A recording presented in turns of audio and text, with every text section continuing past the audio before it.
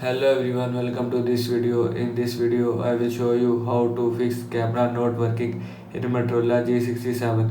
So before starting video, please subscribe the channel and like the video. So let's start the video without wasting time.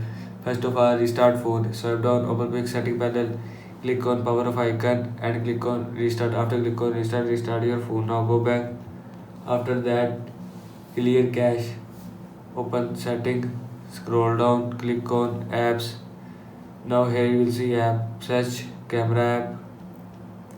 Now click on camera, scroll down, click on storage and cache, and now here you will see clear cache, and if you want to clear cache then click on clear cache. After click on clear cache, now go back. After that, software update, open setting, scroll down, click on system updates, scroll down, click on check for updates, and click on update. After click on update, your phone software will be updated from your phone. Now go back. After that, reset all setting.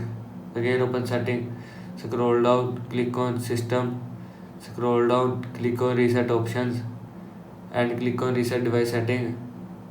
Click on reset device setting. After click on reset device setting, all setting will be reset from your phone. This is how you can fix camera not working in Motorola G67. I hope you like this video and thanks for watching this video.